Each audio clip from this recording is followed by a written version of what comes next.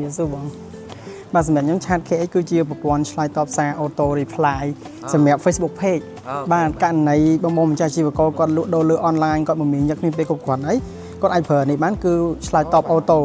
ដូចដែលអាយដមមិនឃើញអញ្ចឹងយើងអាចរៀបចំជាប្រភេទកាតាឡុកនៃផលិតផលរបស់ពួកគាត់បាន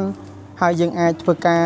ដាក់នៅកម្រងសំណួរឬក៏ auto reply comment អីគឺនៅពេលដែលភ្ញៀវគាត់ comment ក្រុមផុសរបស់យើងអីគឺប្រព័ន្ធនឹងធ្វើការឆ្លើយតបជំរាបអំពីតម្លៃជូនតែម្ដងបាទអីដូចអាយដមឃើញអញ្ចឹងដូចគេ live លក់ផលិតផល online គេតម្លាក់លេខកូដតម្លាក់ទីតាំងអីអាប្រព័ន្ធហ្នឹងបាទវាជាអ្នករុញទីតាំងទៅហើយបាទខ្ញុំគូសារខ្ញុំគាត់បកកែខាងហ្នឹងណាបាទលេខទីតាំងបាទហើយនេះគឺសម្រាប់ Telegram អញ្ចឹង Facebook និង Telegram អត់ខុសគ្នាទេគ្រាន់តែថានេះយើងប្រើសម្រាប់ auto នៅពេលដែលគាត់កាត់ណៃគាត់មាន Telegram ព្រោះឥឡូវហ្នឹងគឺ digital រៀងទំនើបបាទមកឲ្យដូចអាដាមមានប្រសាសន៍ខាងមុនអញ្ចឹងទំនើបមិនប៉ុន្តែក៏សម្បូរ scam ដែរប៉ុន្តែដោយថ្ងៃនេះខាង EGD គាត់សហការជាមួយនឹងខាង DSP អ្នកផ្ដល់សេវាកម្មគឺដើម្បីបញ្ជាក់ថាអ្នកដែលគាត់មកនេះគឺសុទ្ធតែទុកចិត្តបានបាទសម្រាប់បងប្អូនចាស់ជាកម្មផ្សេងៗ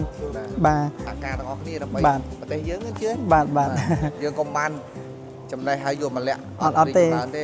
ទេសកម្ពុជាដោយសារអញ្ចឹងណាបាទតែឥឡូវយើងកុំលាក់យើងសំខាន់យើងចែកម្លេចបាទខ្ញុំដើម្បីសេដ្ឋកិច្ចទាំងអស់គ្នាយើងសេដ្ឋកិច្ចក្រុមហ៊ុនផង